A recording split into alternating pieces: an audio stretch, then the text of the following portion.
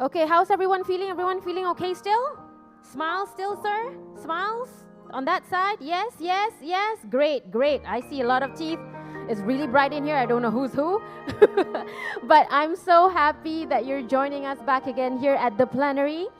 Now, I've seen that you've made new friends and then you've had some snacks and coffee. Has anyone had the chance to go into the marketplace just now? Raise your hands. Eh, how lah? 1, 2, 3, good sir. 4, 5. We could do better. It's right next to us. But it's okay, it's okay. Right after this, promise me, okay? Promise, honeys, that you will go to the Impact Marketplace. Amazing features there. Over almost 20 social enterprises are awaiting to be discovered here at the AVPN Global Conference and the Hasanah Forum. Now, before we begin, I saw just now a lot of people are taking photos, selfies, groupies. Can you do me a favor? When you do post on our social media, can you please hashtag the Hasanah Forum? Can ya? Okay. And while you're at it, please follow the Yayasan Hasanah account, at our official account at Yayasan Hasanah. Hello to our live stream viewers as well. Thank you so much for joining us again. Now, the Hasanah Forum is proudly brought to you by Yayasan Hasanah, a foundation of Khazanah Nasional Berhad. Since our inception in 2015, Yayasan Hasanah has impacted more than 2.4 million people across over 600 programs that we've supported, working with over 470 partners. Partners that some faces that I see here today, we're so glad that you're here with us. And of course, at Hasanah, we attribute these milestones to strategic collaborations, strategic support from the public, from the private and people sector. Collaboration is in Hasanah's DNA, and this is the core of our first session. Please come. We're about to begin. Thank you so much for joining us again. Themed from narrative to action, the Hasanah Forum will dive into 3 key dimensions of impact. First, we have people and institutions. And then we have people and society. And thirdly, people and leadership. I invite you to please, once again, book your time to attend all 3 panel sessions of the Hasanah Forum at the plenary. And you can also find session timings in the app or in the agenda board outside. Ladies and gents, in a moment we'll be hearing the first of a 3-part session of the Hasanah Forum, where we explore the dimensions of people and institutions collaborating on systemic change. That's a topic that we'll be talking about at length today. Now, oftentimes we, at the social impact scene, we race to tackle immediate concerns with short-term fixes, however, and often this takes precedence over longer-term systemic action. Over time, we have to ask ourselves, is this sustainable? Or to a certain degree, is this impactful? This session will explore contours of systems change. What does it look like and what challenges need to be kept in mind towards it being realized realistically? At the end of this session, we hope to be able to understand the roles of diverse institutions, learn lessons from different collaboration models, and perhaps reimagine a more equitable systemic change. Ladies and gents, to kickstart the first of the 3-part Hasanah Forum panel sessions, titled People and Institutions Collaborating for Systemic Change, please welcome our panelists. Datuk Johan Mahmud Merican, Secretary General of Treasury, Ministry of Finance, Malaysia. We invite Dato onto the stage to be joined by Matthew Smith, co-founder and CEO, Fortify Rights. And also Ng Boon Hyong, Chief Executive Officer, Temasek Foundation. Dr. Ruth Shapiro, co-founder and Chief Executive, Center for Asian Philanthropy and Society, and moderator, Pritha Venkatachalam, partner and co-head, Asia and Africa Bridgespan. Pritha, whenever you're ready, take us away. A big round of applause, ladies and gents.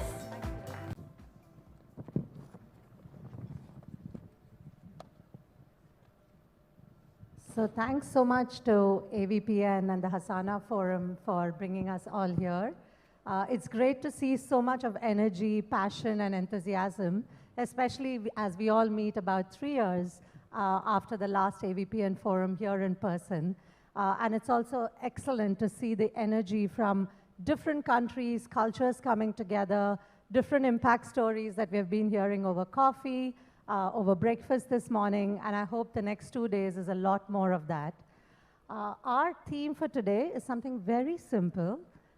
It's just about justice-based philanthropy and what's the role of people and institutions in bringing about systems change through collaborations.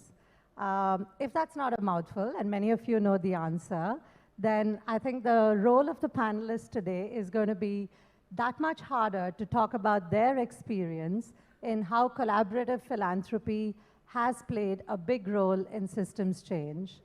We heard this morning, including from Gabrielle from Hong Kong Jockey Club, how philanthropy is barely 1% of total social sector spend, and that's the case across countries, especially in Asia. So how does the tail wag the dog? And I think that's a big question that we are going to be handling here. So for really bringing about systems change, what would be the role of collaborations for philanthropy with other stakeholders like government, businesses, the civil society is a big topic for today's panel. On that note, I'm going to start off to ask Ruth, given her extensive experience in philanthropy and publishing on that topic a lot, what she sees as the opportunities for philanthropy to shape a more collaborative world for systems change. Ruth, over to you. Thank you very much, Preeta, and thank you very much, Yaya-san Hasana, for inviting me to be part of this prestigious panel and conversation, and thank you all for picking this session versus the other ones that are out there. I hope that after this session you agree you made the right choice. Okay, so we study Asian philanthropy, CSR, impact investing, all the ways in which private capital can be brought to bear on doing good. And we do that across the region, although our home base is Hong Kong. Collaborations are natural in Asia. Why? Because relationships are natural in Asia. People like to work with work with people, play with people, marry people who they have connectivity with. So this is a part of the world that understands collaborations at a very deep kind of DNA level. But when you enter into formal collaborations, it's not so easy.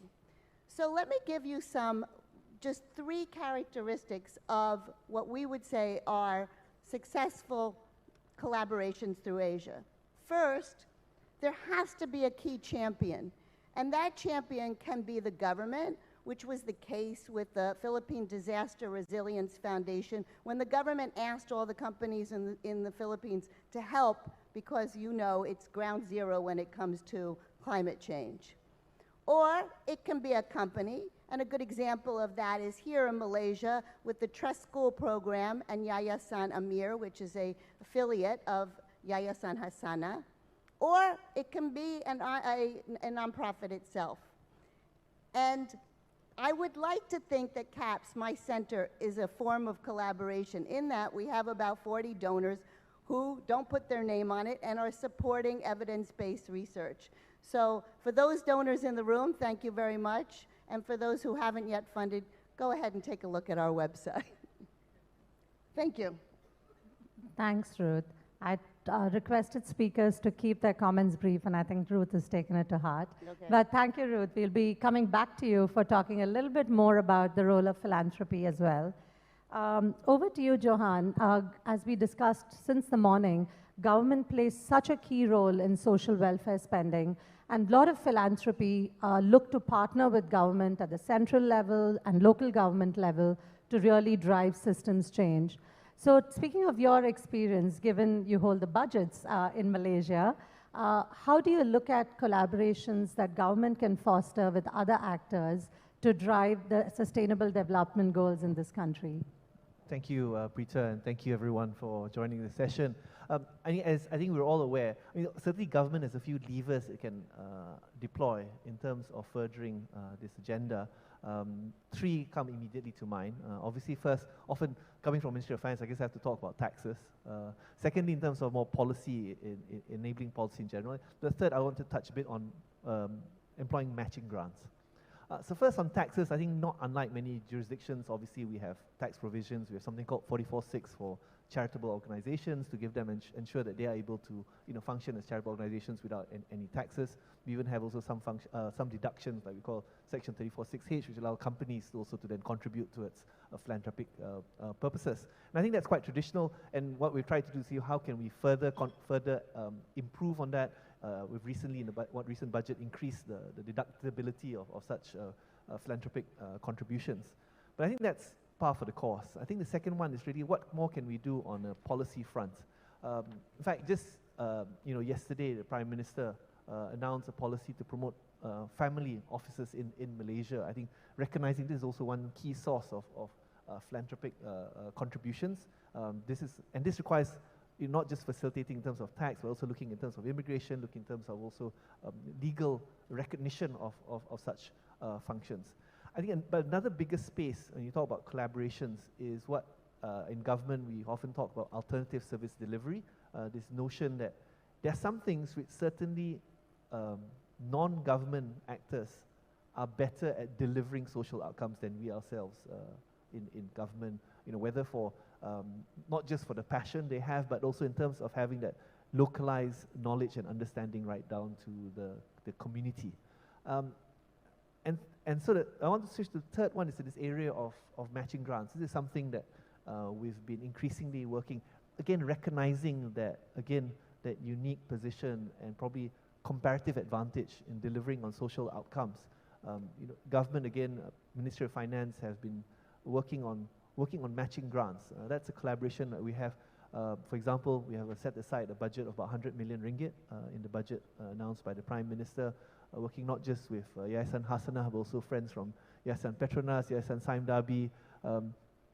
These are where we also recognize that sometimes, me in government, don't get out much, so don't really know all of you, whereas my colleagues obviously are certainly a lot more on the ground, better understanding what the needs are. And this ties into what we want to have more, I would call community-empowered engagements, because I think historically sometimes, the government servant in Putrajaya, in his ivory tower, he thinks he knows best. He decides to build a whole bunch of houses for our indigenous population, where actually they don't even have any interest in living in those homes. This is where we do need that partnership, whether with NGOs, philanthropic organizations, or really on the ground, understanding those communities so we can deliver results that, that really are meeting their needs and enabling them to deliver on a sustainable basis. And just a last point on this, in this collaboration, because we work quite closely with our friends in the government-linked companies, we want to see it going beyond, corporate CSR, where it's just about, we make our profits in however way we want to, and then to make up for our sins, we then just give out a check. And I think increasingly, how can we, in the whole spirit of sustainability, integrate that into their businesses, For example, I guess Petronas, they have a part of their petrol station selling products from poor homes. Even like a telco could even help, employ from the less disadvantaged to even, be agents. So then it's become a more sustainable way, especially if we are then trying to alleviate people from poverty and the like. So maybe I'll stop there for now. No, thank you so much. So many of the points you made are so important for collaborations, and especially being grounded in the communities you serve. This morning we heard Mr. Ajay Piramal speak about tribal health, going back to your point on indigenous communities. And India has one of the largest collaborations in healthcare for tribal health and welfare. And really, if you look at some of these communities, a lot of the indicators from life expectancy, tuberculosis burden, infant maternal mortality are far worse off than an average Indian. So to the point of equity and dignity, why are some parts of our population and communities so worse off? And how can government and philanthropy and businesses really partner to bring about better societies for all? And I think on that note, I would like to come to you, Matthew, given you work a lot on human rights, and a lot of these basic welfare are rights for every individual in community and society. And you all have used the framework of investigate, engage, strengthen very powerfully in the human rights space. Has this approach really helped you address some of the systemic issues and helped you collaborate with other like-minded actors for driving better human rights? Thank you so much, Preeta. It has, actually, and I think collaboration has really been the core of the impacts and successes that Fortify Rights has been able to achieve. We have been on the front lines of genocide and crimes against humanity and other atrocities happening in this region. The good news in all of that is that there are human rights defenders throughout Southeast Asia, South Asia, that are poised and ready to make positive impacts. Many of them need and want support. And so I think that's where our model of investigate, engage, strengthen comes in. We've been operational in Myanmar, Thailand, here in Malaysia, Bangladesh. We'll be expanding this year actually to Ukraine. And I think one important thing to mention in terms of how we work is our team comes from the countries where we work, and we believe those closest to the problems are closest to the solutions, which is along the lines of what the Secretary General was mentioning in terms of community-based development. And I think, historically, for human rights work in the region, a lot of philanthropies based within this region have, for whatever reason, avoided human rights work. And one thing that we're hopeful for is seeing more engagement with Asian philanthropies on the questions of human rights.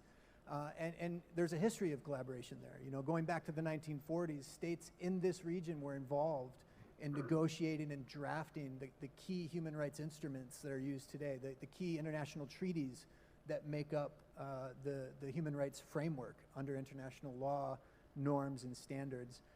And every government in this region has signed the Universal Declaration of Human Rights, ratified these treaties, was involved in these treaties. And so I think building on that collaboration, we are hopeful to, we're hopeful that, Asian philanthropies will take a bold step, or as the Undersecretary General said this morning, flip the script. And I think in terms of achieving the SDGs, making sure that human rights are not a carve-out, that human rights are actually central to achieving a lot of the development goals, I think might be one of the, not the silver bullet, but one of the key answers to moving forward. In fact, a lot of the work that we've done on surveying philanthropy for why do you need to collaborate, and one of the biggest reasons we heard back from philanthropists is how do you actually collaborate to pool risk, which might be more like an insurance function, but when it comes to very sensitive topics like investigative journalism, rights-based approaches, even things like child protection, often the power of many helps accentuate some of these causes and get more budgets, whether it's from government and other stakeholders. So we do hope that there would be more collaborations for some of these tricky issues. On that note, I'd like to come to you, Boone. And Temasek has been a key player, whether it's been in impact investing or philanthropy, more recently through the Philanthropy Asia Alliance that you all are bringing together to actually inform the way that you can collaborate for greater systems change. So we'd love to hear from you what are some of those approaches that you all have deployed over the years that's worked well, and what have been some of the challenges you've faced? Thank you, Preeta. It's a pleasure to be here, and likewise, thank Yasama Hasana for inviting us here. So Temasek Foundation is the philanthropic arm of Temasek Holdings, the investment company. So Dato, at the investment company, every year when the investment company makes a return above its risk-adjusted cost of capital, a percentage of that wealth added is automatically set aside into what we call a community and philanthropic fund. That fund, that money is then expensed out, gifted, donated out, managed by the trust. Then the foundation uses the return of that for philanthropic work. So I think one of the very important thing is really about, even at not just government, at companies level, really about policy intentions, right? Being deliberate with intentions. Second, I think Mr. Pirama and also Dr. Gabriel spoke about it. You need to do well before you do good, right? So setting aside capital so that you can do good is so important. As you know, Temasek has a whole range of different companies that we invest in. Temasek's governance approach is that we do not direct or interfere with the operations of the portfolio companies. Because the portfolio companies have the best know-how, best context, best experience to direct the operations, even their CSR or their philanthropy. But what we do at the foundation is that we are an active grant maker. So we actively engage with the portfolio companies, with not just the portfolio companies, like what Peter you mentioned, the Philanthropy Asia Alliance, beyond the portfolio companies, outside of the portfolio companies in Singapore and beyond Singapore, on ESG and on philanthropies. So what do? We share initiatives, we share ideas, we co-create content, opportunities, we encourage collaboration so that we can collectively deploy financial, human, and even social capital to work. One example I can recall is during the last 2 years of COVID-19. I remember going to the CEO of Temasek Holdings, Dylan Pillay, and I said, we need to do something. So we started to mobilize our supply chains, our private sector companies, to look for masks and hand sanitizer. And he said, so I told Dylan, I said, we need, to move our company support. Dylan said, I'm on board. So we got him together, wrote a letter, sent out to all portfolio company chairmen and CEOs, and said, would you come and do this together with us? In the first year, the chairmen and CEOs would call me up and say, Boon Hyung, we are so busy with all our businesses. Why are you getting us to do all this? Right? But after when they saw their staff step forward, volunteer, we mobilized about more than 20,000 volunteers in Singapore, just to give out hand sanitizers to the whole Singapore. And then they see their colleagues, their staff putting up postings on Facebook and Instagram. Then the second year when we did something else again. This time the chairman CEOs came back to me and said, thank you very much, Boon Hyung. So first year they were resisting. Second year they said thank you. Then the third year they came back and said, Boon Hyung, what else? So I think there's a human spirit, out there, be it whether you're public sector, private sector, civil societies, individuals or families, right? So everybody can do something. Are there challenges? Of course there are. Demand is always greater than supply. So we have to choose. We have to choose what is valuable and how to create value. And I think at the center of it, even though your philanthropic organizations having good people, good human capital is still key. Now that's very well said. In fact, I think COVID has been one of the silver linings or blessings in disguise has been the power of actually humanitarian response eliciting lot more compassion and lot more collaboration. And it's interesting to hear you move from how you had to push it in year one to the pull in terms of people asking what more can we do in year three. And I think the trend is that this is going to hopefully continue, not just in terms of the amount of interest, but also the kind of causes that people are willing to collaborate on. On that note, I would request that people who have questions, please do look at the Slido. It's going to be on the screen. So anybody who has questions for the panel overall or for individual members here, please direct the toughest questions here to my co-panelists. They're all full of energy today after the coffee break. So we would request you all to use Slido and post any questions you have. And the last 15-20 minutes, we'll seek to address the audience questions. I'm going to come back to you, Johan, if that's okay. Given that government has defined priorities, in fact, in a lot of countries redefined and reprioritized after COVID, given some of the health indicators, education indicators have really slipped, and a lot more people have actually moved back below the poverty line, given the effects of the pandemic and also global trends and economic downturns. As the government here in Malaysia, where do you think your priorities are going to be over the next 5 years, and where do you think there can really be opportunities for businesses and civil society to work more closely with government? And if you have a couple of examples, then that'll be really helpful. Thank you. I think it was very clearly articulated by our Prime Minister in the 2023 budget, which he delivered in February. I think he made it very clear, despite the government perhaps facing major fiscal challenges or constraints, particularly coming out of the COVID crisis with a very high level of debt and even in terms of a fiscal deficit, he made a very conscious point in terms of the importance of social justice.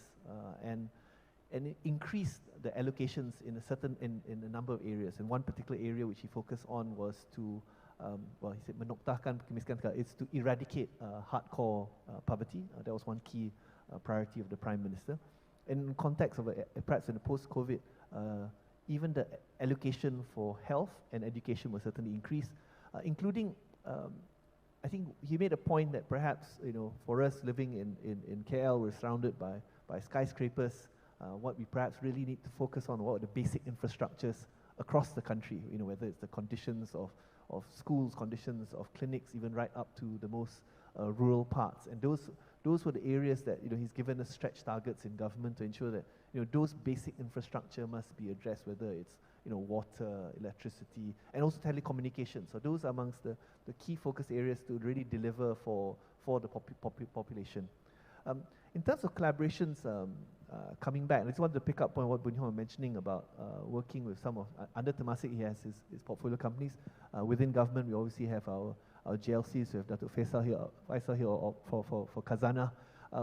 One of the things that we saw is that we've seen an amazing response, particularly from our government-linked companies, particularly in terms of response to floods. In fact, they've established amongst themselves, we call it the GDRN, the GLC Disaster Recovery Network, which actually has been rebranded, but at least it started off really as a coalition of the GLCs, recognizing that sometimes when there's a disaster, everyone just runs down and it becomes like mayhem. And I think what they've been able to do is this, organizing themselves in terms of deploying assets, taking advantage even of our supply chains, because obviously amongst our GLCs we have warehouses, we have assets, and obviously most powerfully we have ever-ready employees willing to go out there to be volunteers. And I think that's one great examples where we're able to leverage on the strength of our GLCs.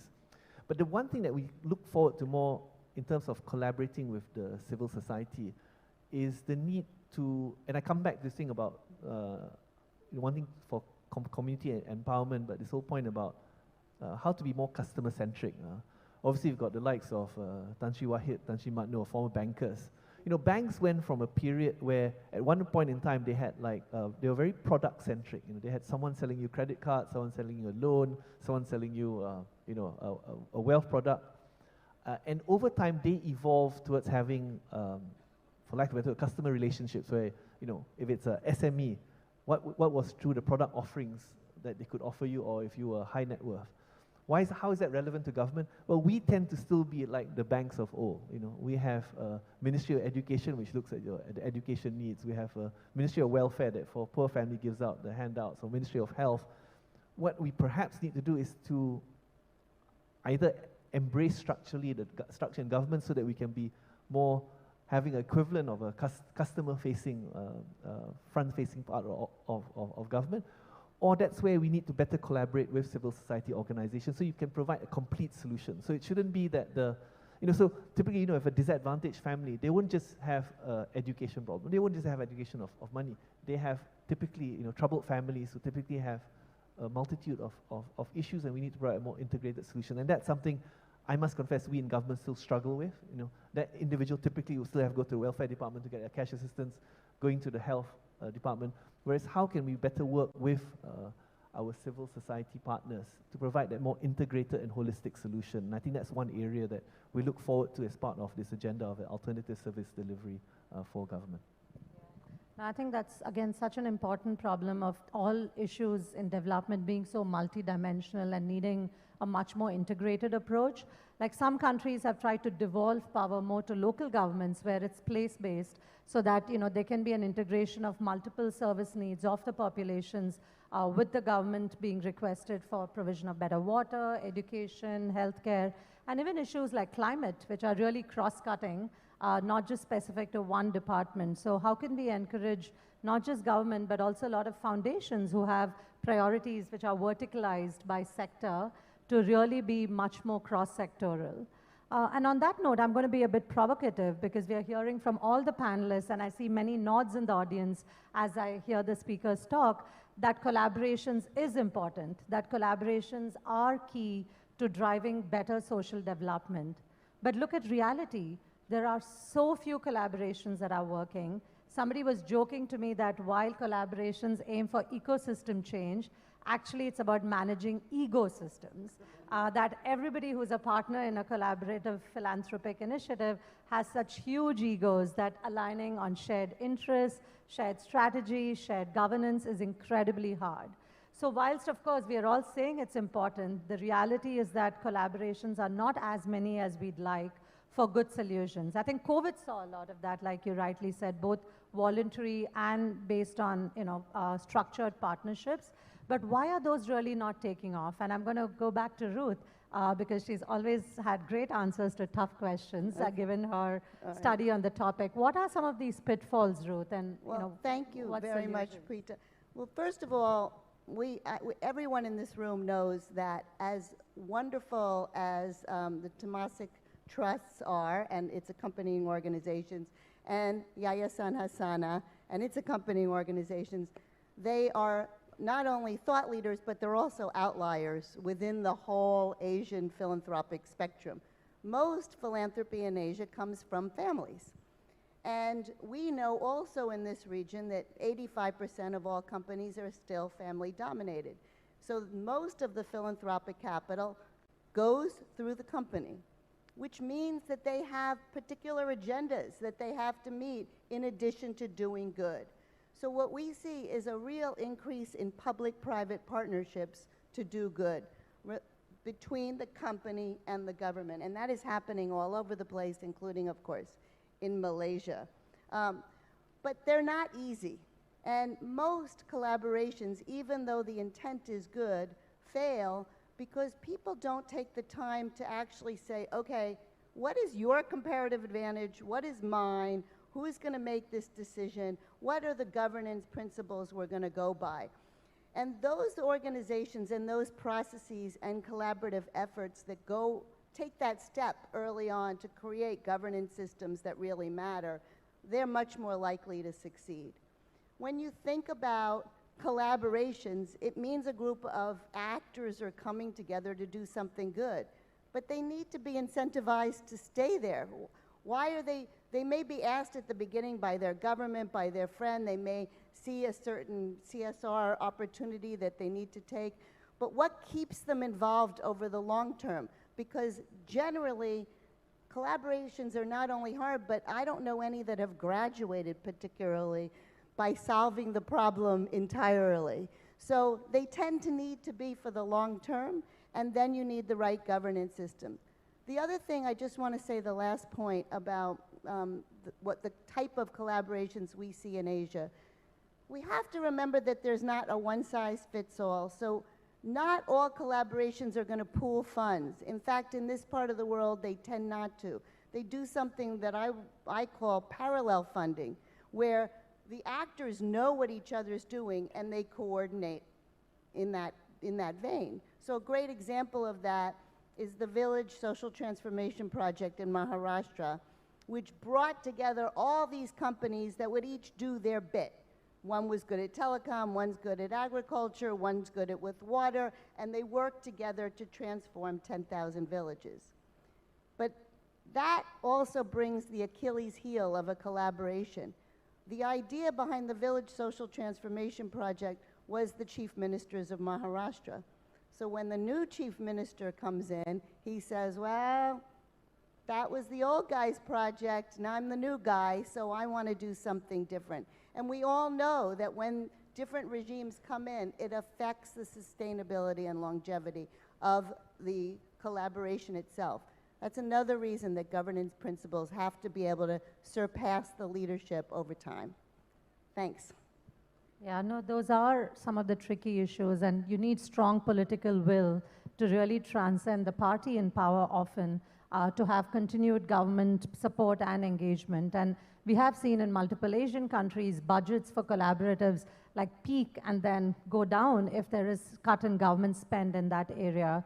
On that note, coming to human rights back again, there have been a lot of effort from multiple stakeholders to address rights-based issues.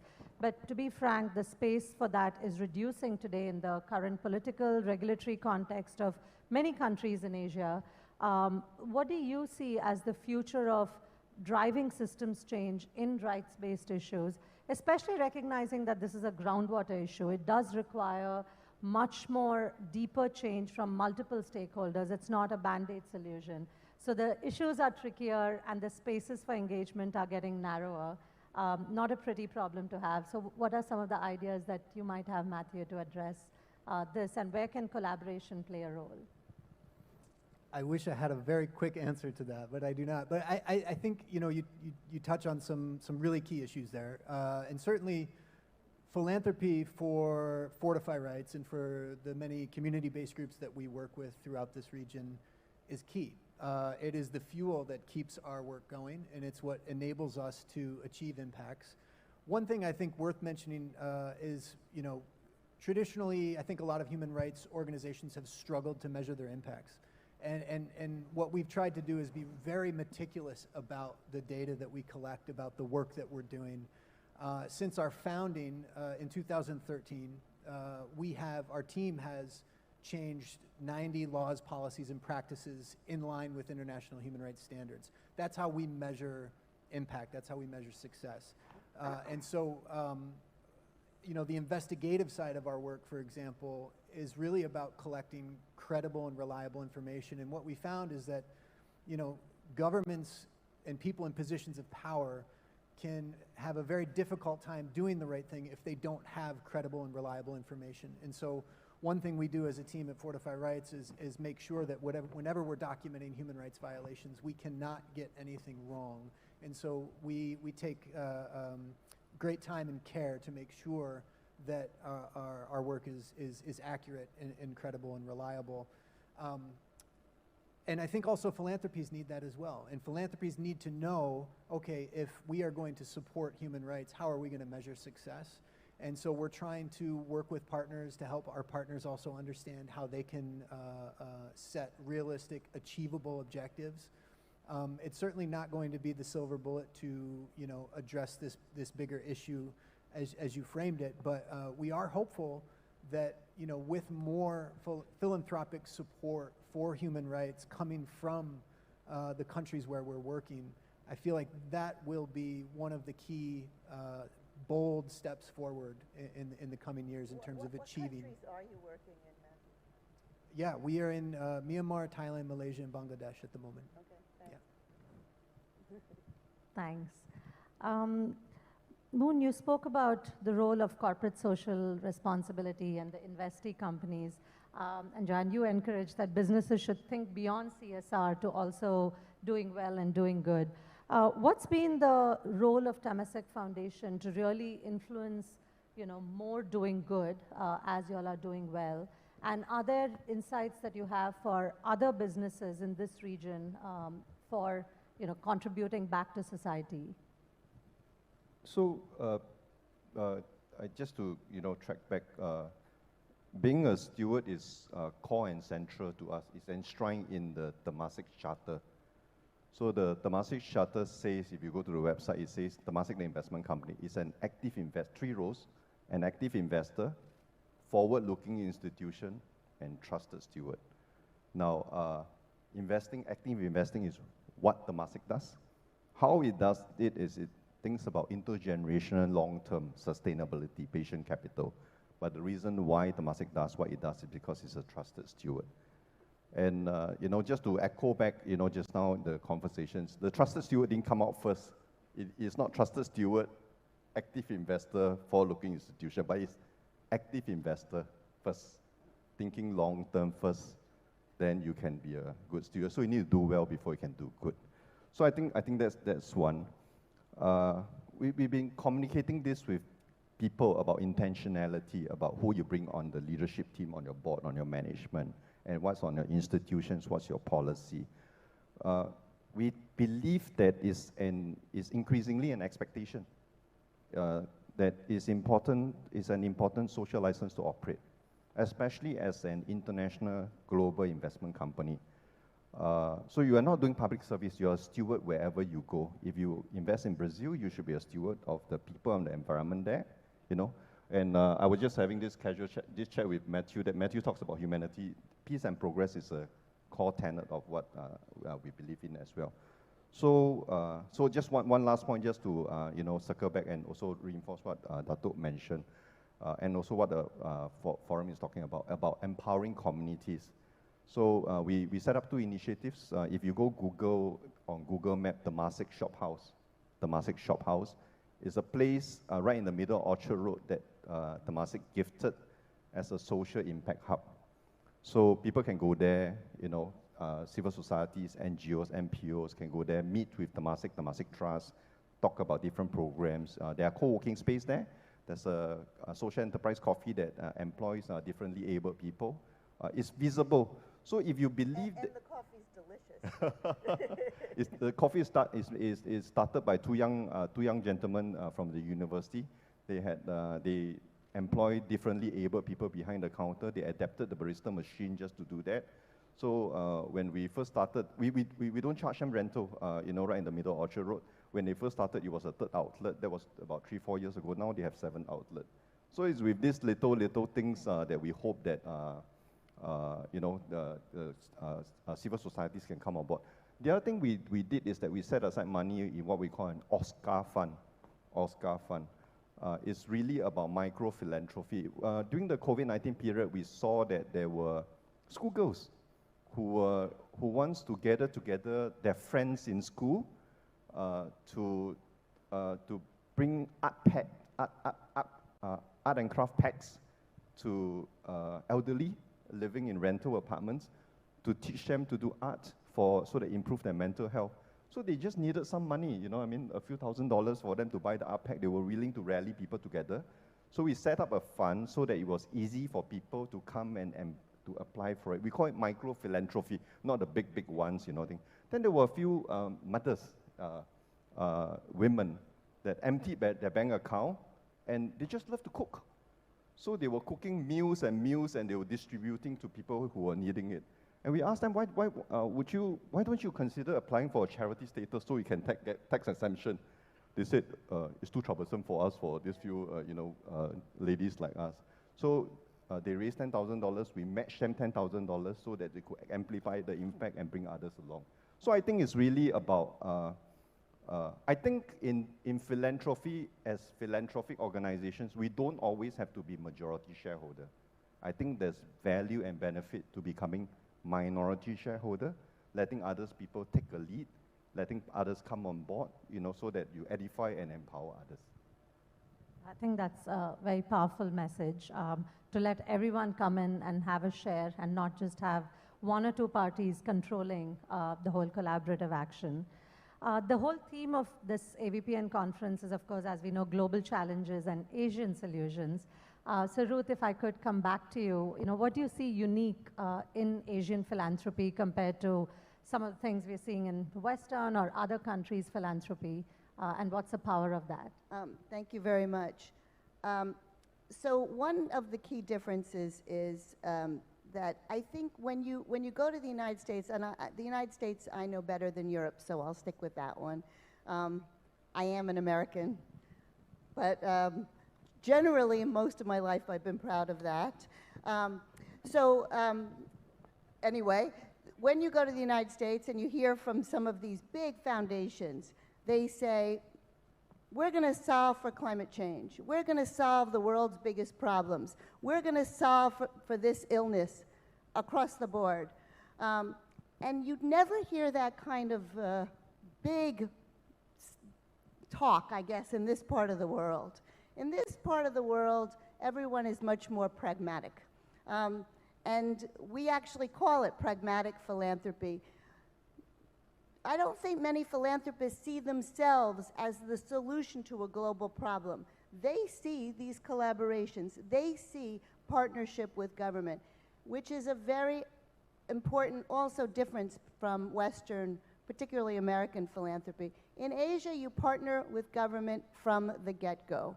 And Ajay Paramel talked about that. They work with government. You talked about it. There has to be this collaboration and partnership. Government is at the table regardless of the type of governance system there is in the country. And that's really important because we all know that when government's at the table, they can pick up the innovation and scale it across the country in a way that no philanthropic capital can.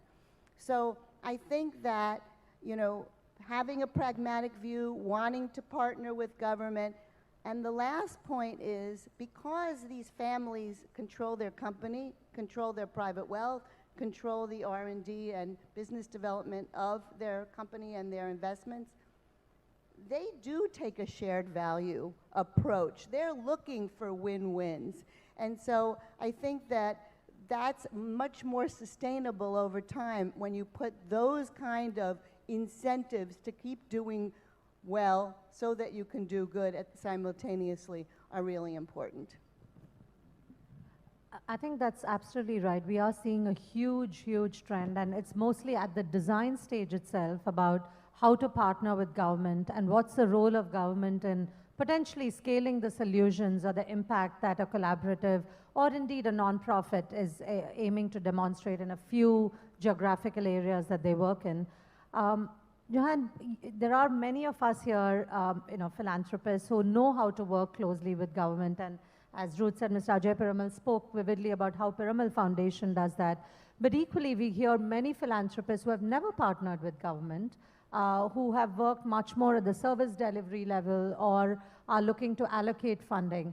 Are there any tips and tricks that you have about how philanthropy and how civil society can work better with government and how success can be enabled? I'm not sure anyone really wants to work with government. Highly bureaucratic and really unfriendly organization to partner. And I think that's why we talked about empowering to the level that probably knows best. And I think that exemplifies, for example, the collaboration that we've been having with forging with Yayasan Hasanah, Shahira. We work on this basis of matching funding. In terms of it's much clearer in terms of as what you've mentioned, the demand is always greater than what we have. First we amplify what we have by doing it on a matching grant basis. They already have an established governance. They already have the knowledge of the space. I mean, I have to confess, we in government may not be the best decision makers of which charities that we channel through. And so I think that's where I personally feel that the power of partnership and ensuring that the decisions go down to where people know best. And I like to pick up the point of leveraging on what comparative advantage, because I think this requires obviously a whole of nation approach. I mean, each of us have our respective, so maybe, I probably know how to structure a tax incentive, but not necessarily good at giving out the funds. But we can be good at leveraging those tax incentives. Exactly. And so, as I mentioned, there's a role for the government-linked companies and corporates in general. There's a role for civil society. And how do we get everyone together? And that's leveraging on everyone's respective strengths. And also, in terms of this community-based, in terms of solutions, it's also ensuring that we leverage on their respective strengths. So sometimes, I gave the example, governments have sometimes built these concrete houses which the indigenous people don't want. And similarly, sometimes we have this danger as government, we have this one-size-fits-all with, being government want to be consistent and have like a one standard policy. So for example, what you don't want, sometimes you take, for example, you take an indigenous person out of their homes and try to give them a TVET training to become a factory worker. That may not be their natural inclination or strength. So some of the work, I think, for example, doing with Yayasan Hasanah, some was, for example, leveraging on, say, indigenous people natural strength to become, for example, ecotourist guides. There was some even trying to do organic vegetable farming. In fact, we, government, even have started employing some as forest rangers. So it's how do you then work with them? And some even have gone too far, as far as they may not be so good at trying to do formal organized agriculture, but then working more like, for example, syntropic forestry is one area that some of the NGOs that we work with have again, experimented. I think that's this whole thing about how do you get everyone on board, leveraging on everyone's strengths and also leveraging on the inclinations of your customer. Yeah, in fact, looks like the era of participatory budgeting, participatory development, which used to be in the textbooks of like 50 years ago in development economics. Looks like those are really back now. I mean, if you look at India and Bangladesh, there's a lot of citizen-led budgeting to the point you're making on what are real priorities. And some of our work on community-driven change, we've seen, for example, the point on community kitchens where the programming was done by government or top-down by philanthropy. It was given as quote-unquote food aid during COVID, where urban slum populations and these informal settlements were made to queue up and stand for food aid donations by local government or philanthropy there. And when the voice of communities was taken, the same money and budget was reprogrammed to set up community kitchens in these slums where the local women, the local youth participated in cooking what their children, their elderly like to eat, and that was distributed locally. So there's so much power in that. Oh, great. Looks like people have been vociferously typing. Thank you. I think we have a good range of questions for the last 15 minutes. So as I absorb the questions, just one more question to you, Matthew.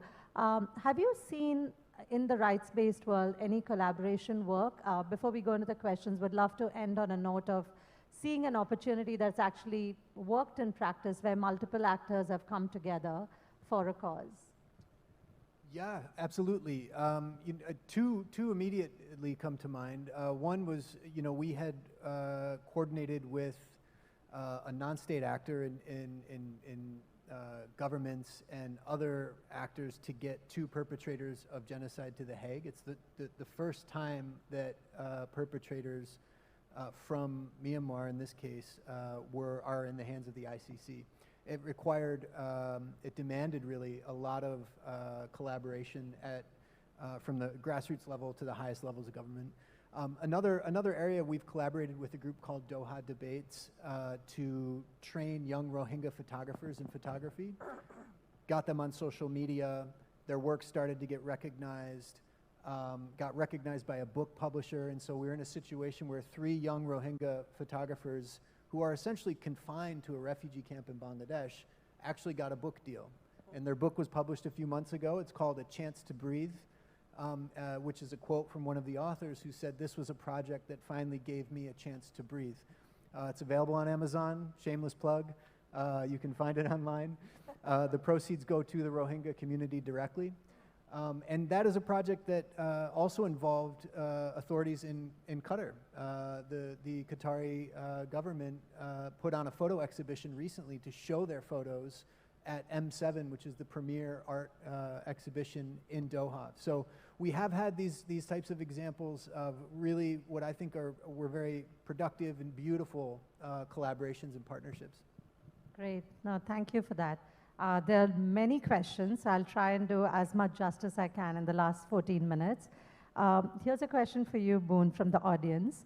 How do you address your portfolio company's desire to take credit for outcomes when they're actually working collaboratively with their peers? And related to that, the other question for you is about what have been some of the toughest challenges that you faced in collaboration? Okay, one by So one. one toughest challenges, and related to that, your portfolio company's desire to take credit where actually it was a peer group effort. Actually, in our view, we don't see taking credit as taking credit, right? Because I think if you look, this morning when I look at the Hasana in AVPN, you attribute and you credit everybody. Everybody is part and parcel of that. And when people want to take credit, wants to communicate, actually it's not a bad thing. Actually, they're taking ownership. They're taking responsibility. They're thinking about resilience. They're taking accountability. And for us, actually, we encourage it. We prefer for ourselves not to have our logos very big. We prefer to have other people's logo bigger than ours. Because for every project that we do, we're imposing challenges on ourselves as a foundation. In the past, we measure impact. But now we're also measuring the catalytic nature of our financial deployment. So we're asking ourselves, every time when I put money into a project, where are the co-funding coming from? And after we graduate from the project, where's the follow-on funding coming from? The follow-on funding can come from government, because government, social causes. But it also doesn't stop private sector from thinking about projects who are bankable, impact investing, to invest in them, because then they become enterprises and the impact can sustain over a longer time. So I think for us, it's okay. Actually, it's okay. There's a way for us to explain and to manage everybody, together. So come to the second question. I think you mentioned it, for me already, is really about egos, right? Yeah, but I think if there's a level of trust, there's a level of values, there's a level of intentionality and credibility, we can get everybody on the same table. And it is our hope and our wish for everybody to, it's not a long table, we call it, I like King Arthur's story, because it's a round table, there's no chairman. Love that. Here's a question for you, Johan. In the Malaysian context and the topic of people and institutions, how does the government balance economic growth with shared prosperity, and shared prosperity from the point of view of really driving systemic change for marginalized communities in the country? I don't think it's mutually exclusive, and I think certainly if you want to have sustained growth, it certainly needs to be inclusive, where you're able to mobilize, the different parts of the nation and all segments of the population. And I think that's the reason why, in terms of government policies, you have both. One, you need to leverage on the agglomeration of cities in terms of driving, perhaps high quality investments, value-added, knowledge-driven innovations.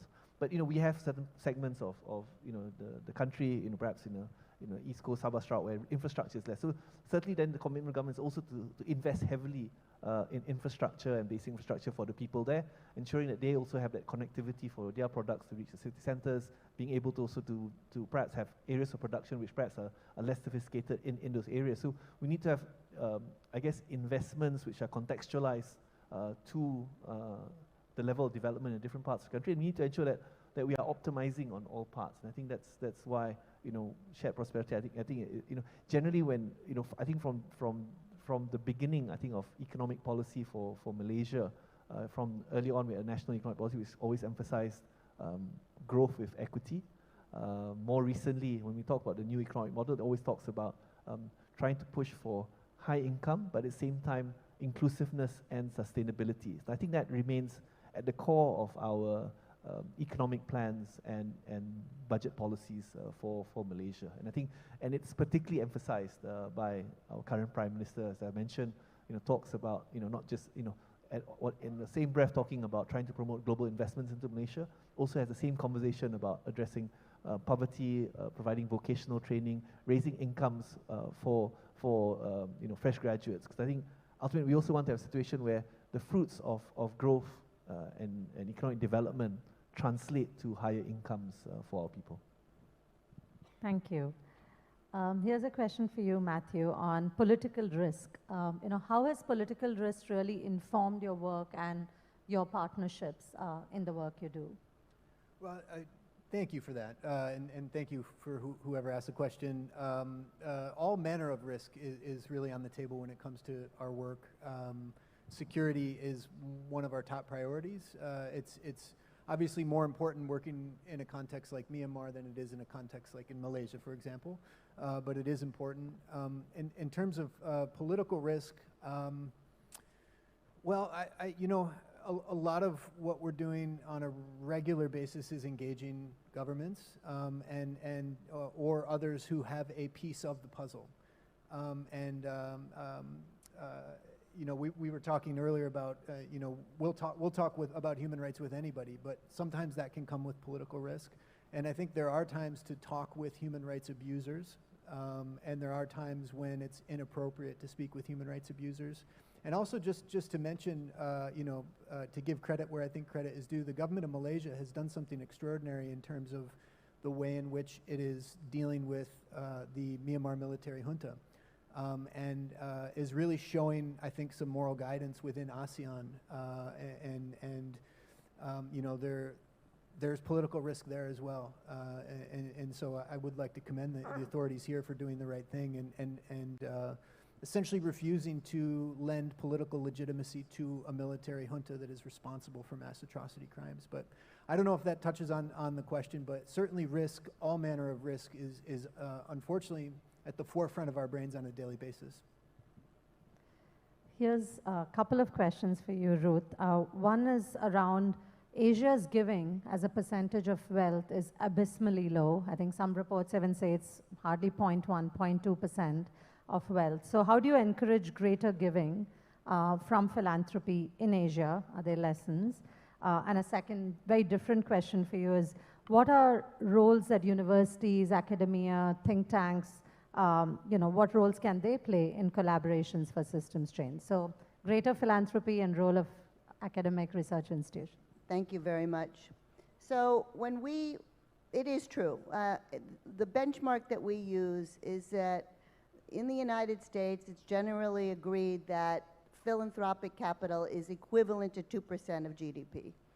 If we took 2% of the GDP of the 18 economies that we include in our Doing Good Index, it would be $700 billion a year, which is more than 10 times the amount of foreign aid that flows in here, and just about a third of the cost to address the Sustainable Development Goals. And I think we all know that Asia as a region is on track to achieve 0 as a region of the Sustainable Development Goals. So we do have to increase the spend.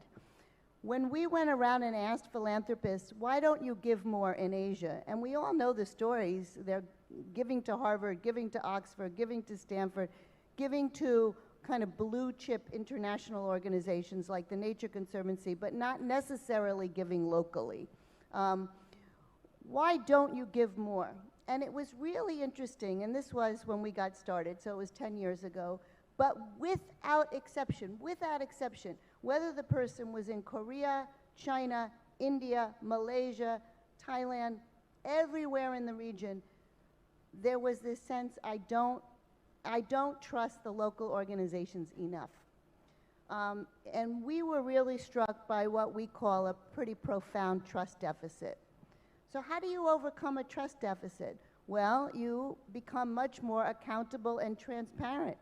And that is the responsibility of both government to put in place regulations and incentives to be transparent and accountable. But it's absolutely the responsibility of the organizations, the nonprofits and social enterprises themselves, who have a responsibility to tell their story really well. And in today's world of AI, it becomes increasingly important to have a good website and tell a good story. So I would say if we build up trust and accountability, the local coffers will open more. People are incentivized in Asia to give locally. They have connection to place. They want to build the relationships they care about. So we just need to make it as easy as possible. The second question is universities, right? Yeah, maybe a line or two, because I think we have the time. Okay, I'm making up for answering my question so succinctly at the beginning. We need talent. There is a real dearth of talent in the social sector. We know it. Partly it's because there's this widespread perception, which is based on reality, that people in the social sector earn less. And so the best and the brightest have not traditionally wanted to come into our sector. But that's changing as people become wealthier and because this next generation really does care about making the world a better place and addressing our planetary concerns. So we need talent in the social sector. We need talent really desperately in the sustainability sector. In order to help companies and organizations and governments do the right thing, you have to know what the options are. You have to know what an HVAC system is, what kinds of things are most reliable when you recycle, how do you control methane in the fields. So that is technical information. So it's not just creating university programs on philanthropy and nonprofit management, which are just blossoming all over Asia, but it's also helping people have the scientific and technical knowledge to really innovate from the ground up to solve the climate crisis. Thank you so much, Ruth. And a huge thanks to my great co-panelists here today for sharing their wisdom and with a lot of candor, even when there were provocative questions. Also, big thanks to the audience. I think Ruth said that I hope you all are happy you made the choice to be here, but sitting here, I actually noticed the strength in this room increased over the duration of the hour rather than deplete. So a huge thanks for such an engaged audience and great questions. I'll just end with a quote of Mother Teresa that really touches my heart, which is close to this topic. She very famously says very often, I can do what you cannot do, you can do what I cannot do, but together we can do great things. And I really think that this panel's diversity and the diversity in this room can do great things if we all come together. So on that note, a big thanks again to be here. Thank you.